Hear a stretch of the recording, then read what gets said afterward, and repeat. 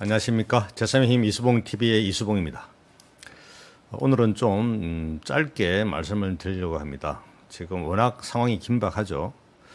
오늘 드리고 싶은 말씀은 지금 보수와 진보, 우파와 좌파가 광장에서 싸울 때 국민들은 무엇을 해야 하나 하는 주제로 말씀을 드리겠습니다. 제가 옛날에 1982년도인가 이제 한 32년 전이군요. 민주화 투쟁하다가 서대문 교도소에 갔었습니다. 그때 한 30여 명 정도 모여 있는 큰 방인데 감옥인데 거기 가서 한 몇 개월 생활한 적이 있었어요. 거기 뭐 온갖 잡범들, 뭐 교통사범, 뭐 간통, 사기꾼 다 이렇게 한 30여 명들이 이제 다 있는데 항상 그래서 어떤 일들이 이제 일어납니다. 근데 하루는 이제 누군가가 막 이렇게 말싸움을 하고 있어서 무엇 때문에 싸우는가 하고 이렇게 들어보니까 숫자 싸움을 하고 있었어요. 태평양 바다에 물고기 숫자가 많은가, 아니면 해운대 백사장에 모래알 숫자가 더 많은가, 이것 가지고 자기 주장을 굽히지 않고 싸우고 있었습니다. 저도 좀 곰곰이 생각해 봤는데 좀처럼 결론 내기가 어려웠습니다. 여러분들은 어떻게 생각하십니까? 그런데 이런 질문을 던져놓고 서로 싸우게 되는 것은 사실 할 일이 없기 때문이죠. 감옥에서 할 게 뭐 있겠습니까? 뭐 주는 밥 먹고 시간 빨리 가는 게 일이죠. 그러니까 이런 숫자 노름이 가능하지 않겠습니까? 근데 지금 대한민국의 현실이 그렇게 한가한 때인가요? 지난 10월 3일 광화문에서 열린 집회에 사람들이 많이 모였죠. 근데 그 숫자 싸움을 지금 하고 있습니다. 200만이 모였다, 300만이 모였다 하고 주최 측은 말하고, 또 이를 폄하하는 이는 축소해서 말하죠. 사실 근데 이런 인파는 동원해서 모이는 숫자가 아닙니다. 조국 사태에 대한 국민들의 우려와 그 분노가 부글부글 하는데, 자, 이런 행사가 있다고 하니 한번 가보자 해서 모이는 국민들이 아마 상당수 차지할 겁니다. 이런 분들이 누구에게 선동되어서 또는 뭐 돈을 받고 가는 것이 아니죠. 자한당은 이 집회에 밥숟가락을 얹어서 톡톡히 광을 잘 팔았지요. 그래서 이 엄청난 집회가 무슨 자한당의 역량에 기초해서 만들어진 것처럼 하는데, 그건 또 전혀 아닙니다. 그 전에 기독교 정가운 목사의 발의에 의해서 개신교 조직이 많이 가동된 게 사실입니다.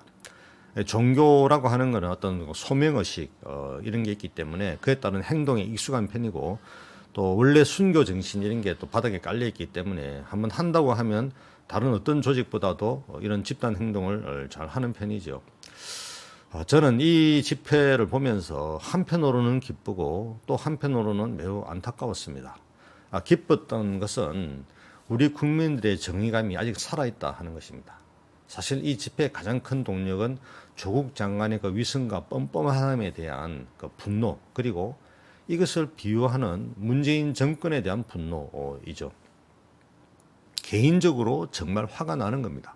근데 이런 분노를 가지고 집회에 참석을 한다는 것은 그만큼 우리 국민들의 정의감이 살아있다고 하는 것이니 어찌 기쁘지 않겠습니까? 근데 제가 안타까운 것은 아까 말씀드린 대로 대한민국이 그렇게 한가한 때가 아니라는 것입니다. 더구나 이런 숫자 노름에 가세해서 국민을 광장에 불러서 이득을 취하려고 하는 그런 정치 집단도 정말 한심한 것입니다. 문재인 퇴진을 이야기하는 것까지는 좋습니다. 대통령도 잘못하면 물러가라 이렇게 외칠 수도 있는 것이죠. 그런데 문재인 정권을 빨갱이 정권, 무슨 사회주의화 한다고 그렇게 선동하는 것은 일종의 이것도 이념팔이 정치 행위입니다.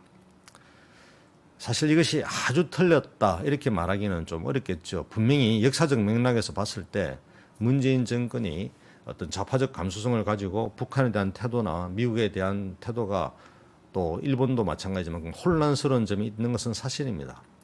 그런데 진짜 문제는 그런 잘못된 사회주의적 방향, 이 문제가 아니고 그런 척하면서 자기들의 기득권 구조를 강화시켜 나간 것에 진짜 문제가 있는 것입니다.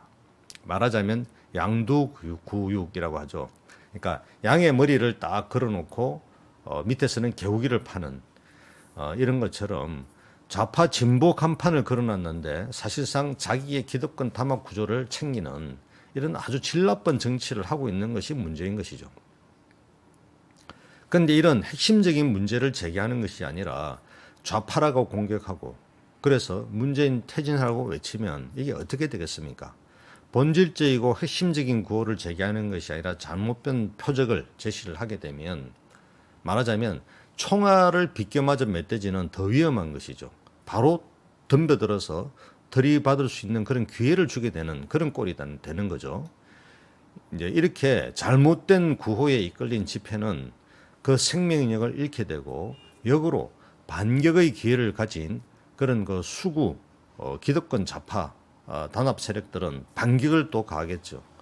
뭐 그렇게 반격을 해봐야 큰 힘은 없겠지만 문제는 이렇게 우파와 좌파가 서로 아웅다웅 싸우는 과정에 진짜 문제는 멀리 달아나 버린다는 것입니다. 바로 기득권 담합 구조가 사라진다는 겁니다. 기득권 담합 구조는 우리 국민들이 그 잘못된 노선에 이끌려서 그 힘을 다 길거리에서 소진시키고 있을 때 자기들은 높은 호텔의 라운지에 편안하게 앉아서 칵테일을 마시면서 우리 국민들이 싸우는 그런 꼴을 구경을 하고 있는 겁니다.